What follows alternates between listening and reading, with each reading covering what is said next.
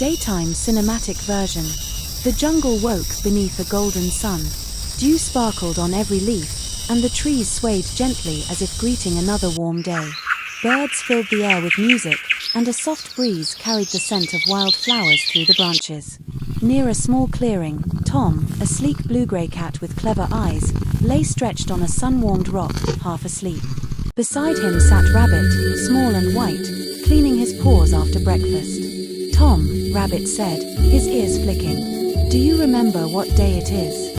Tom opened one eye lazily. Sunny, quiet, no hunters, no storms. Seems perfect to do nothing." Rabbit laughed.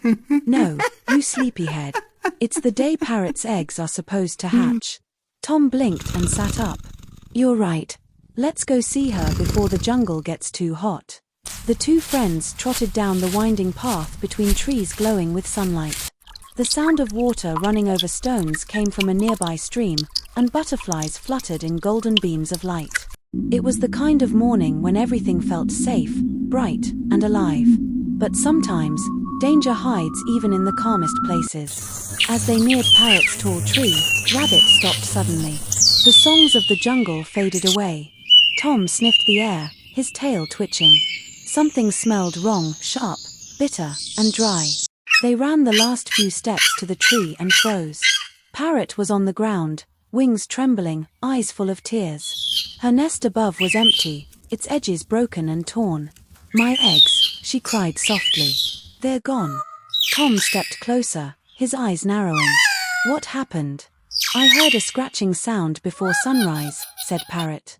"When I flew down to check, they were gone. Only this." She pointed with her wing to a dark mark burned into the bark. Rabbit leaned closer. "Poison," he whispered. "I've smelled this before. It's a scorpion." Tom's fur bristled in the sunlight. "Then we'll bring them back. I promise." Without wasting a moment, they followed the faint trail of claw marks through the grass. The bright jungle slowly grew dense. The air became still, the colors darker, the songs of birds fading into silence. Under thick vines, the earth turned dry and cracked. Small holes dotted the ground, glowing faintly green. "Careful," said Tom quietly. "He's close." Before Rabbit could answer, a deep hiss crawled through the air. From behind a fallen tree rose a massive scorpion, its black body gleaming like glass under the sunlight that filtered through the leaves. Its tail curved high, glistening with venom. "So," it hissed, "the cat and the rabbit come for what is mine." "They're not yours," said Tom firmly. "They belong to Parrot." The scorpion's claws clicked. "I found them abandoned in the dawn light. If life lies unguarded, it belongs to the strong." Rabbit stomped his paw. "You liar, you stole them." The scorpion's laugh rattled through the ground. "Little prey, you don't understand. The jungle will one day belong to those who take, not those who share." Before Tom could move, the scorpion struck. Its tail smashed the dirt where Tom had been standing a moment earlier, spraying sand into the air.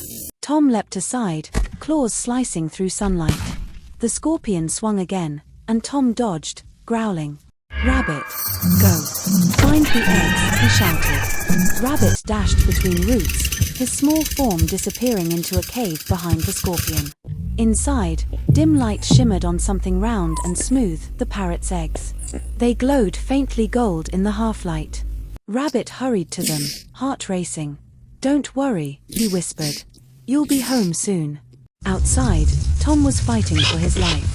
He darted left and right, slashing at the scorpion's legs, but its shell was too hard. Venom hissed through the air, sizzling when it hit the ground. The scorpion roared, raising its tail again. Rabbit came running from the cave, clutching a large leaf he had folded into a basket.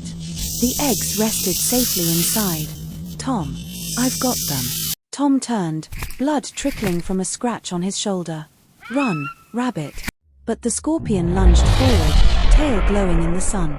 At the last second, Tom jumped onto its back, sinking his claws between its armor plates. The creature shrieked and spun wildly. Its tail lashed against the cave roof, cracking the stone. With a deep rumble, the rocks above loosened and crashed down, sealing the entrance. The scorpion's last roar faded beneath a shower of dust and sunlight. For a moment, everything went quiet. Only the wind moved, carrying the sound of distant birds returning. Tom limped toward Rabbit, who still held the eggs safely against his chest. "You did it," Rabbit said softly. Tom smiled. "We did it." They began the long walk back, moving through the forest as beams of golden light filtered through the branches once more. When they reached Parrot's tree, she was waiting anxiously. The moment she saw them, she cried out in joy. "My eggs," she said, flying down and wrapping her wings around both friends. "You brought them back."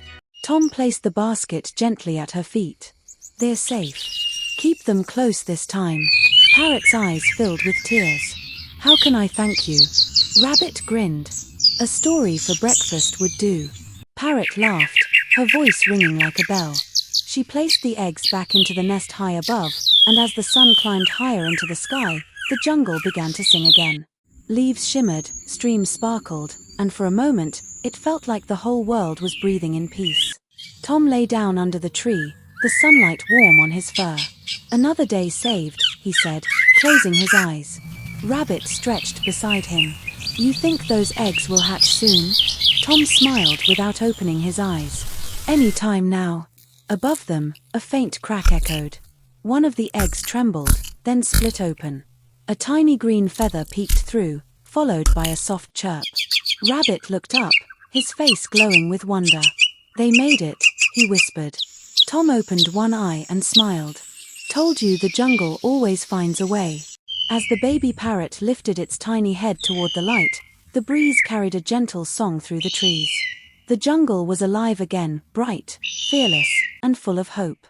And in that warm, shining day, two friends rested beneath the great tree, proud, tired, and happy, knowing they had once again protected the heart of the jungle.